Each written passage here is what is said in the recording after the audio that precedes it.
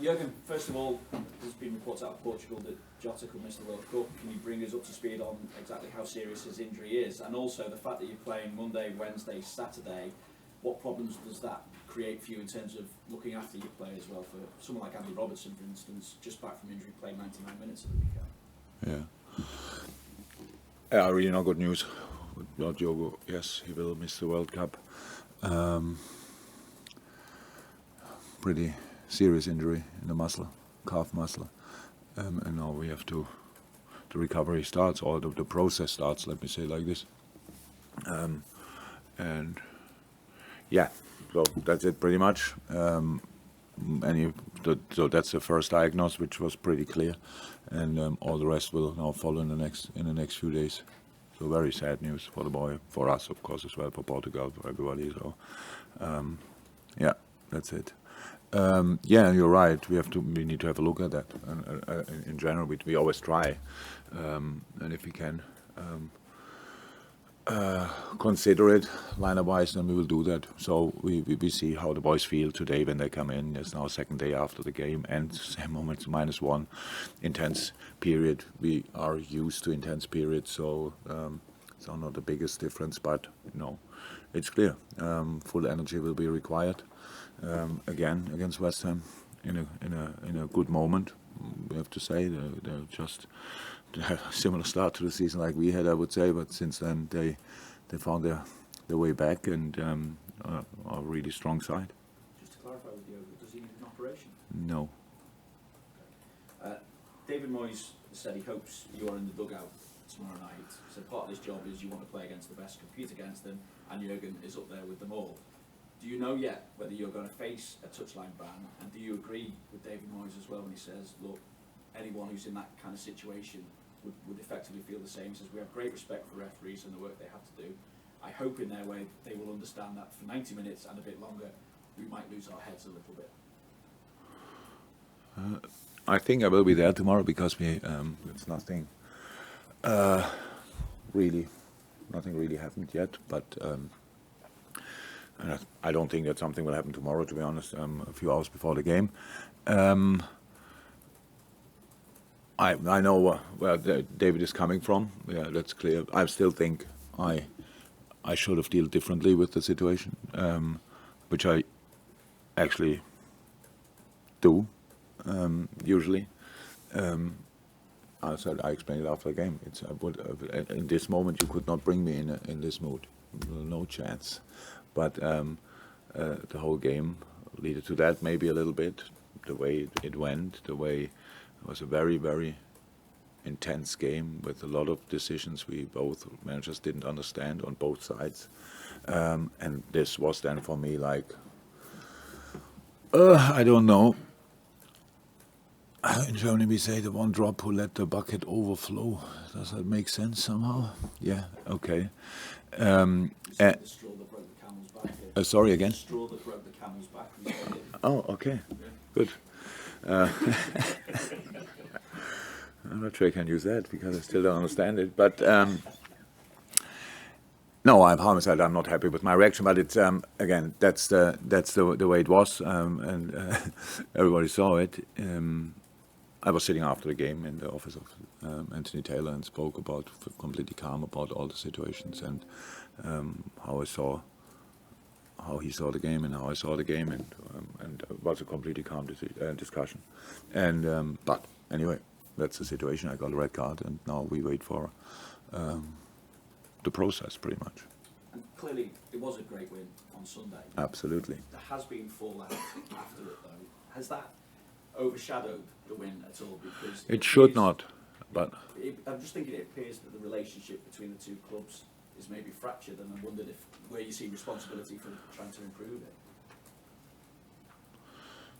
I'm not sure we have to be best friends with other clubs, to be honest, but I don't think anybody wants to be best friends with us, to be honest.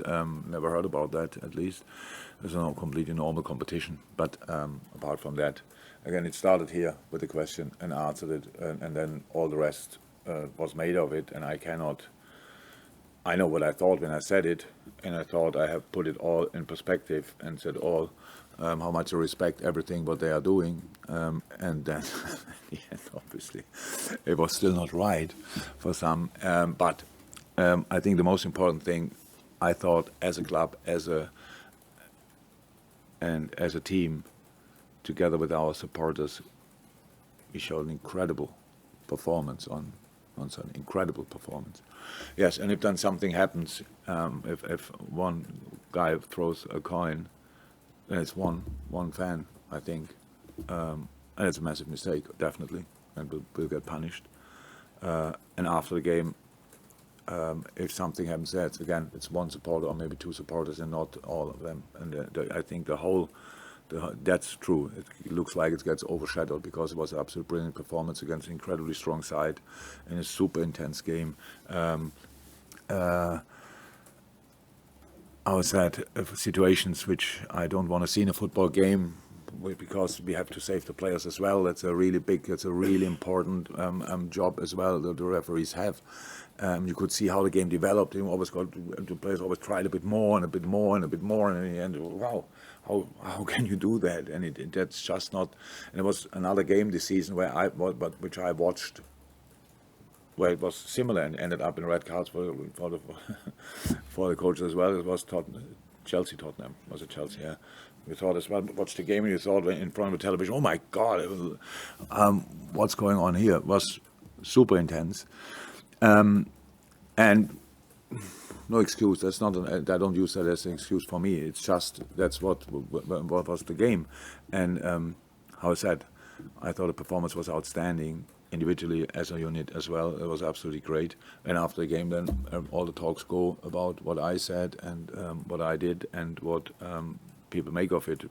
Don't think that should be the case, but obviously I cannot change that. Jurgen, in the context of the season, only 10 games in, 9 for Liverpool, how big was that result in terms of Premier League?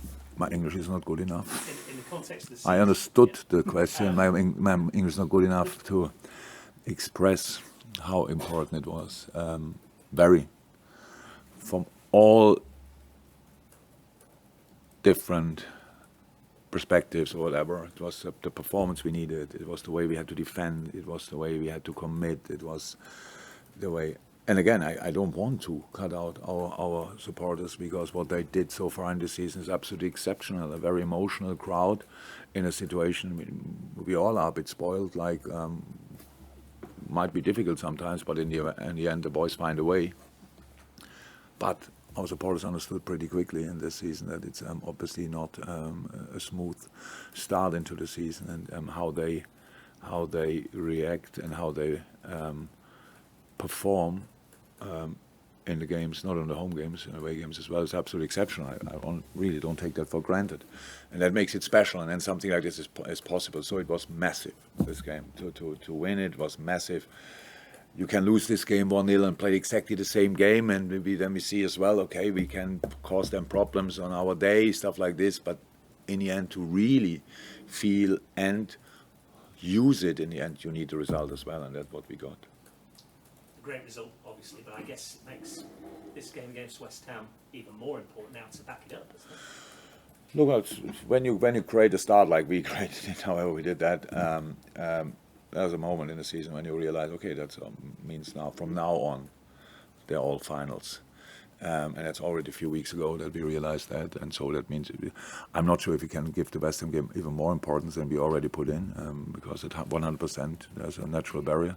But yes, it's very important, absolutely. And we respect them a lot, and it costs us a lot of problems here and there as well, all the time, because David is just doing an incredible job. So, now brought in new players and really good, really quality players, and have now options to change. Mikel Antonio had to play like 80 games in the past, pretty much, and now they can share it a little bit up front there with international duties. That makes absolutely sense. Paqueta, great player. Kehrer, I know, obviously from Germany, top class defender. Sau, that's only to name a few, and that's just the development of West Ham, and that makes it for us even more difficult, but the importance will not change. It's very, very important. Thank you. before. Do you have a timeline on it at all? And how would it, how does it obviously impact the team as well with the injuries that you've already got too? Big impact. So now we can say that because he will not be in for a long time. We talk about months, yeah, and so we will see. I don't want to put now a number on it because I always hope that in the middle of the rehab, then all of a sudden there's a very positive development and we can cut days off the rehab phase. But yeah, will be long. Sounds a really stupid question. How is he? It's Diogo, and he's surprisingly okay so far. He's an incredibly smart boy and very reflected. And I think he knew it when we carried him off the pitch. When I spoke to him for a second, when I came out, we passed each other after the game and spoke to him there, and he explained pretty much what happened. And I think at that moment he knew already that this is a serious one and could be pretty impactful for his World Cup dreams. Yeah. Carlos. Yeah, then. Seen the last few games how dangerous Darwin Núñez can be. And West Ham have now got a player as well, their striker, Skamaka. He's starting to find his feet now in the Premier League. It shows how it is difficult to get used to the Premier League, isn't it? And how impressed have you been with Yeah, yeah, it's difficult. Obviously, it's difficult. We had this discussion. I don't know how often. Pretty much always when we sign somebody. It's not so much so important which position, but you always exceptions like Virgil stepped in and was there. Mo pretty much as well. Sadio. So that was so, and a lot of the other boys had to adapt. So, and the younger you are, and you should not forget how young Darwin is. And the quicker your career went before, like all the steps were big steps he made, incredible, really quick. And yeah, completely normal. So the Premier League is the strongest league in the world, there's the most competitive league in the world. So yeah. And then on top of that, for both strikers, it was the same. Both teams didn't start particularly well, and so that is not helpful for a striker as well. But I like his impact really. He's a machine. He's physically incredibly strong, and he gets there, and training gets better every day. You can see it. You can really see it how he settles more and more. He's in the team now, mind-wise, 100%. He's really arrived completely, but of course he wants to score more goals and set up more goals as well. So that all will happen, but it always took time. You mentioned the games like cup finals now. We had so many of those cup final games last season. You've had the pressure of winning game after game when you go for the title. At the end of that COVID season where you had to get in the Champions League. So you're confident that your players can go on another run to get yourself further at the table? Yeah, if you see it game by game, that's no problem. Because the only thing you have to do, you put everything into this game and then you recover and then you put everything into the next game. So that is not a real problem. So. I know, I think I understand a little bit where your question is leading to or whatever, so can you really do that for that long? But that's why we change lineups as much and as often as we can without killing the structure. But of course now 2 players who played for us left out for a long time is not helpful. So we have to think about systems, we have to think about everything, but that's what we will do and that's the job. Carl Markham. Hey Jurgen, sorry to take us back to the City fallout, but you sat here on Friday and spoke in glowing terms about Pep, about City, about Haaland, saying they were the best in the world at the moment. That didn't arrive, obviously. No, yeah. So I'm just wondering how you feel then to almost be your comments then to be not blamed, but people saying you inflamed tensions around the game because of what you said when you spoke so well about it. That's life of people who speak in public. So it's not the first time that I get misunderstood. So I know what I thought when I said it. If somebody misunderstands that or wants to misunderstand, I cannot change that. So I have to be careful. I know since years that I'm not always careful. I realize as well from time to time I just answer and say what I think. I try to do that in the future as well, because usually it's never my aim to blame anybody or whatever. Just talk about things which I think are not that important in life, actually. But I think what I know about, or I say what I know about it, or how I judge it, or how I see it. So that's it. I cannot change that. I wasn't. Nothing of the things were made of were my intention, to be honest. And to turn back to football matters then, in terms of other injuries, have you got anybody else who's likely to be coming back in? So I think all the other players who started the game are available again. Curtis was on the bench. That what was clear, he will not bring him on. We just had space, and he's in training. Looks really good in training, but needs further training until he's really available. He could be a step closer now after 2 days, but didn't train yesterday, so maybe half a step closer. Naby Oxley is getting closer. Is now yesterday full team training. But that needs time. Was out for a while, and now we have to make sure that he can put all the sessions in his legs which he needs. Naby was now in parts of team training, so it's all slightly different. Ibu not in team training yet, but that's how we knew before. Will not be that long. He will be in the end out maybe for 10 days until he can start training again. So that should. When was it?